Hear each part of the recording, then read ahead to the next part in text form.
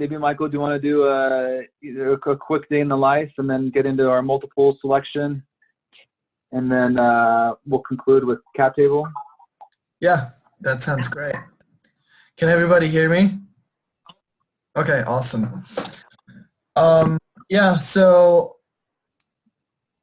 similar to what Kuchara shared last year, which probably just Rick was part of, she shared a little bit today in the live.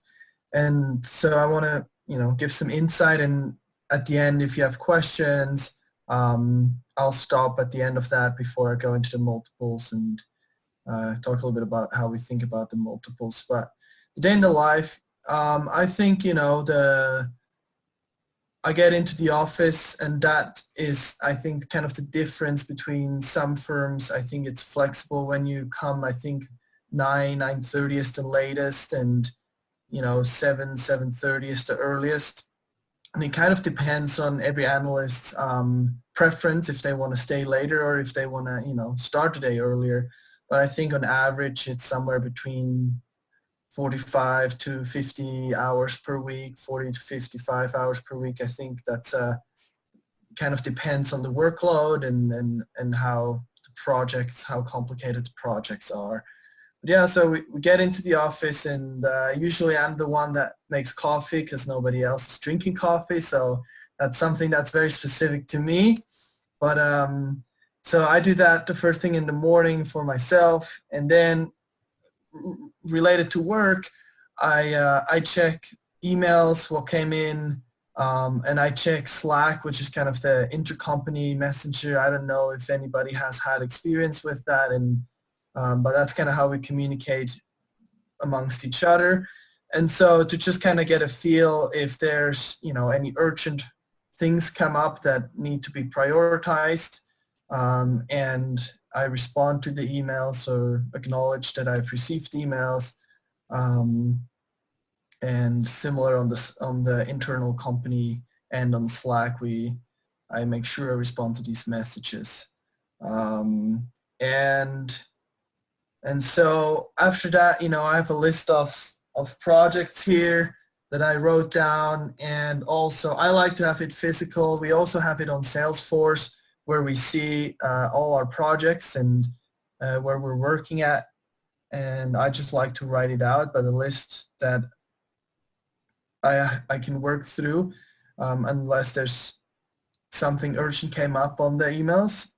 And so that's what I do for most of the day.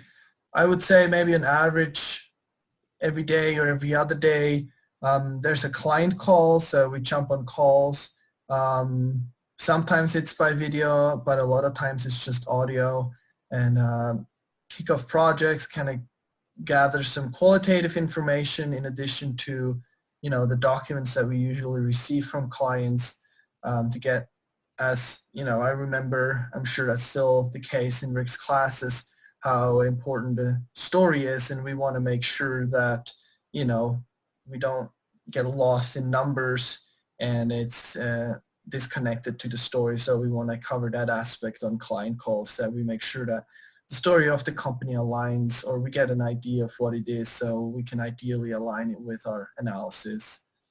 And so I work through the project, and sometimes you have to get something out. There's deadlines, sometimes hard deadlines on client's end, so we make that work. Board meetings is very typical for them to have they want the valuation or analysis by at that time, and so sometimes you got to stay late, but ideally everything gets done in those kind of, what was it, 9 hours a day. And yeah, and so that's kind of the day in the life. I think I kind of thought about, what are the challenges that I think I remember from being able to do in college and now that are different at my job. And I think one that stood out the most is that it's there's a lot of things moving at the same time. I remember, you were able to do homework and, just put on noise canceling headphones and focus on one task and get it done. And, I know I like to operate like that, but here, there's emails coming in during the day, there's messages from colleagues coming in during the day, and so, sometimes they're urgent, so one needs to react to that.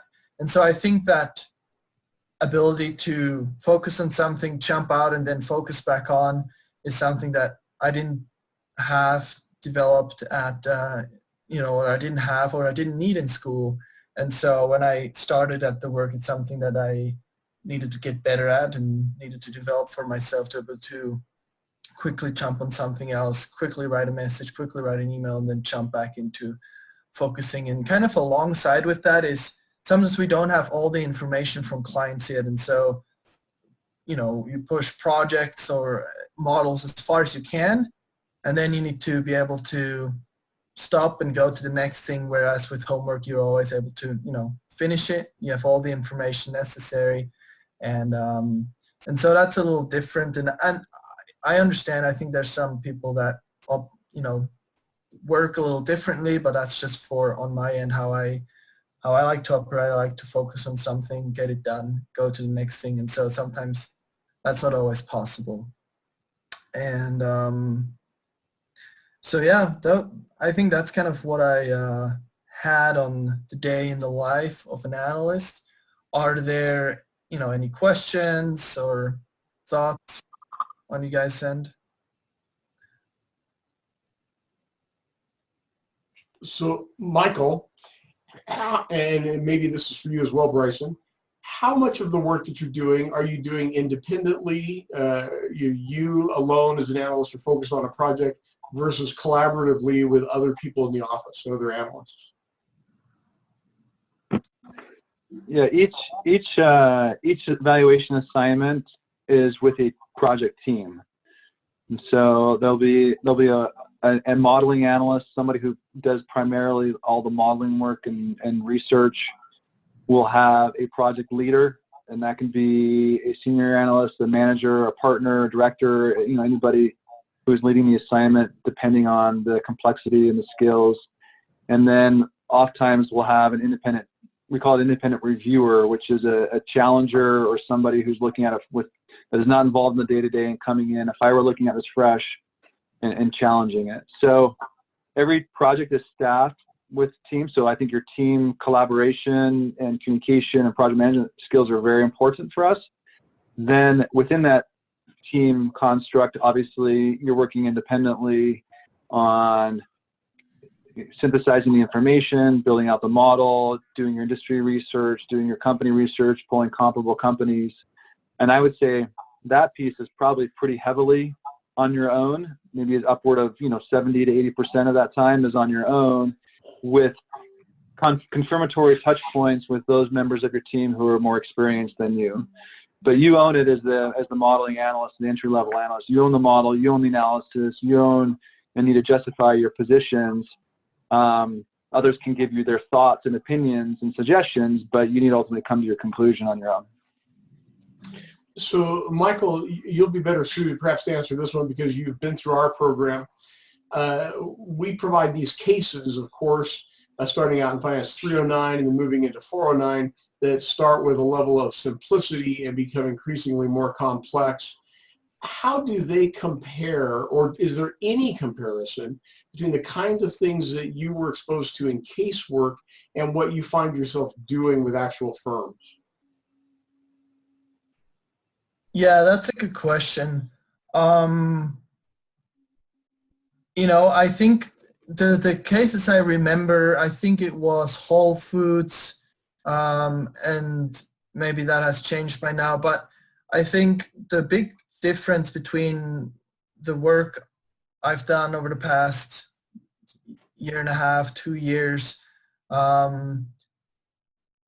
it's a lot smaller companies. It's not it's not a Whole Foods, and so there's less frequently there are DCFs than multiples and what we call a backsolve approach. And I think that's just kind of the nature of projects I've been staffed on there, for the stock compensation purposes. They're smaller companies, they're younger companies. And so, you know, a lot of times you receive forecasts that look like a hockey stick, and I think that there's better methods that apply there. But you know, it is applicable. For example, there, you know, as I've been with the company for a little while and I get on bigger projects, I think the DCF gets more and more important. And so I think, does that answer the question to sufficient? Yeah, probably as well as you can. So you said that you sometimes do DCFs, multiples analysis, for a market approach, and then you referenced backsolve. What do you mean by backsolve? Yeah, so it's like a recent transaction within the company's stock. When an investor comes in and buys an equity stake in the company, a lot of times they buy a share of class that is preferred to the common stock. And so I'm sure Bryson will touch on that later, but the idea is that they're buying, and it's a market transaction of the company's stock. And so whenever, whether they buy common stock or whether they buy preferred stock, that implies a value of the overall entity.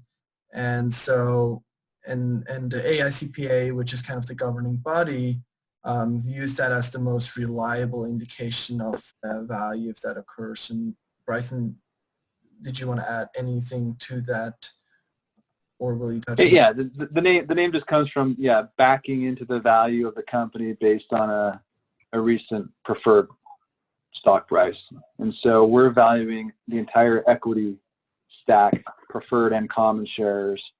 And so we're imputing or back solving into the value of the entire equity based on the recent transaction of the preferred stock. Yeah, so I think the cases that we have are comparable for sure, or that I remember from the program. And then there's always the allocation to the share classes. That is something that I learned new at Economics Partners, and it sounded like from the description of the class that may have been added since I've graduated. Awesome. Any students had questions on the day of the live as you are approaching graduation, or do you want me to jump into the multiple section? How often do you communicate with your clients, like throughout the week? Great. So maybe it's helpful to kind of give an overview of how a project flows through the process. So I get staffed, and then I reach out to the client per email and send a link to where we gather the data. And so that's kind of the first touch point. Usually they respond, and I was like, let me know if you have any questions or if I can be of any help. And so then I get a notification when they've submitted the data, and then I reach out again to set up a call to discuss the document submitted and to gather some qualitative information as well. And so that's usually a call that takes about 30 minutes. And then after that, it goes through our internal process from an analyst building the model, senior analyst or higher up reviewing, and then the project lead also reviewing. And usually the project lead is on the beginning of the call, that starting call, and then after the call, the analyst and the project lead talk together and kind of decide what methods are most appropriate, so everybody's on the same page. And so after the internal review process, we send a draft out to the client, and then at that point, sometimes they want to have just questions over email, sometimes they want to jump on another call. And so depending on the client, there's another interaction there that's not just email. So a lot of the interaction is over email with for sure 1 and sometimes 2 calls. And then as projects get bigger and more complicated, there may be multiple calls. For example, Bryson and I have been on a project that's just wrapping up where we had a weekly call, check-in and giving updates and gathering information that each were 45 minutes to an hour. So I think what I described first is kind of the, kind of the general, and that is adjusted as the projects get larger and more complicated and more sensitive. Okay. Thank you. Great. Anybody else? Or otherwise I'll jump into kind of some thoughts I had about the multiples, and I'll share my screen in a second too. Great. So when we think about multiples, I think the first and most important things, a lot of people go automatically to comparable companies, but personally, I really think it's important to understand the business model of the company you're valuing.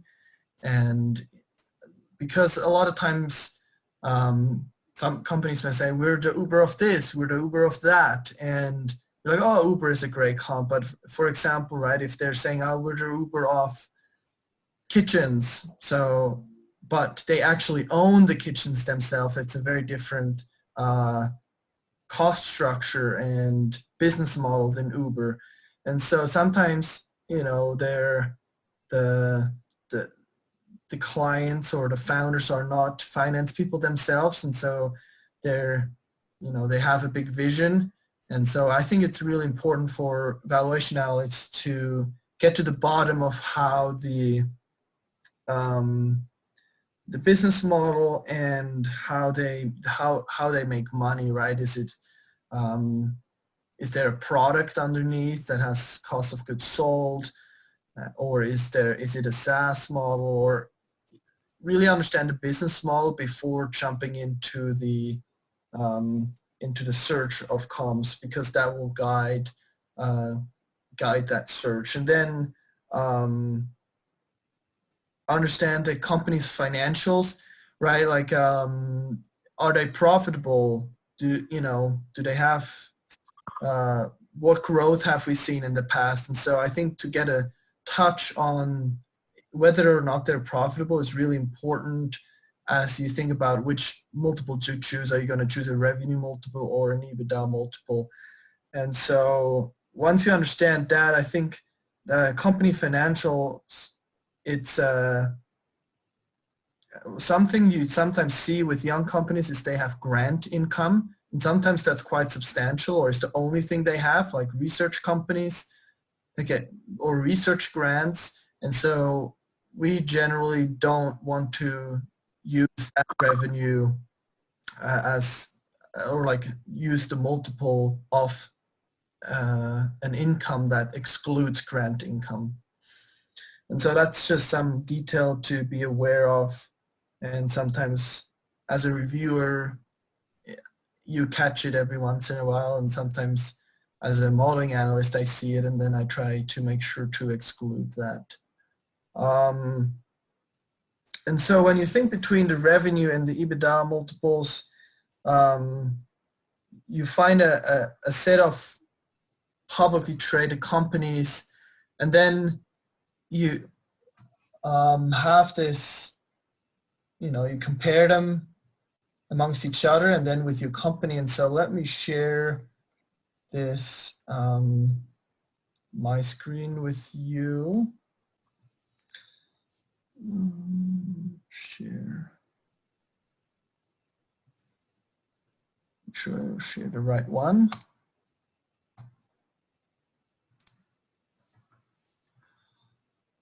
So do you see my screen now? Okay.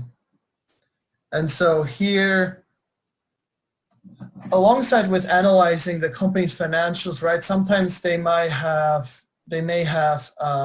advertising revenue and subscription revenue. And so, you know, if there's two different revenue streams that demand different multiples, we sometimes break it up and have it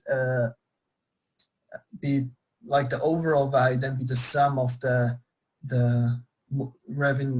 multiplied revenue streams. And so here you see the company had two different revenue streams. We found two different sets of comparable companies and chose a multiple for each. And so you may wonder, like, how do we choose the multiple? And so there's a couple of different factors that are extremely important. You know, how, you know, are they in the industry? What size is, you know, are they much larger, which is very typical. And so that's why a lot of times we go on the lower end, because the companies we value are much smaller. And you know, are they profitable? And we have this exhibit here. Let me just zoom in, where all these things are compared to each other. So here you see the size of the company, historical and expected growth rates, profitability ratios. And so all these things are, we list them to inform us,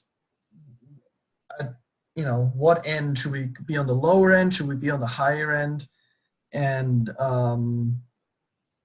for the multiple selection. And so one can choose, and so here we chose the lower end, here we chose the lower end, and mostly that is because of the size and development stage of the company. A lot of these companies are small and are young and are just getting started. Then sometimes companies are larger, and here you see we kind of selected a multiple, and the explanation are based on the low end of the range of high growth public company multiples. And when we scroll down to the exhibit I showed before, on this column right here, the 2019 expected revenue and the 2020 expected revenue, you see a big break between ones that have quite low expected growth and then some that have very high expected growth. And so because our company had expected high growth, we chose a multiple then that is based on the multiples of these 1, 2, 3, 4, 5 high growth companies. And so you see there's a lot of moving parts, and I think that's why I think it's so interesting, because it's not, you know, it's not just rules or steps to follow. It's you got to think about it. Every case is unique, and every case needs to be analyzed or like you have the same tools, but there's different underlying things going on. And sometimes you're lucky enough to get a pure play comp, and then it's basically the same company. And that is a very good indication. It's very hard to argue that you shouldn't choose that multiple if it's the same. Maybe a little bit lower if it's publicly traded versus a young company, much larger, but a hard argument to make why not choosing that pure play comps multiple.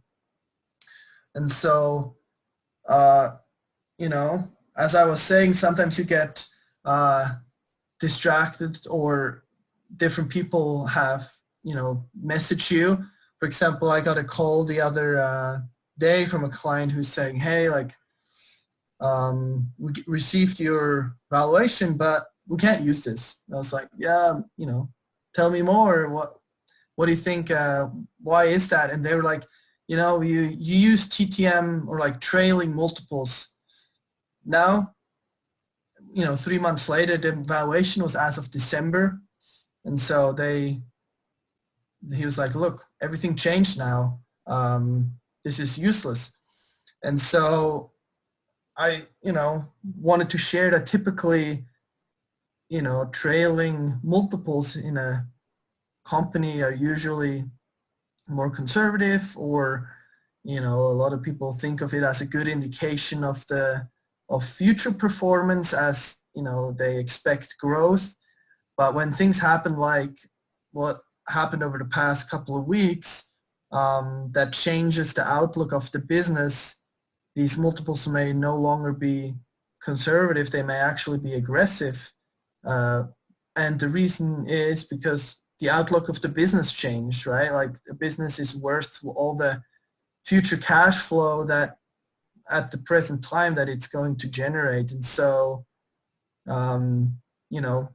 a trailing multiple tries to approximate that in a simplified way, or any kind of multiple. But when things change so drastically, one has to, the guidelines, or kind of the general truth, is no longer applicable, and maybe a trailing multiple may actually be overly aggressive in these cases, as the outlook of the business changed so drastically over the last couple of months.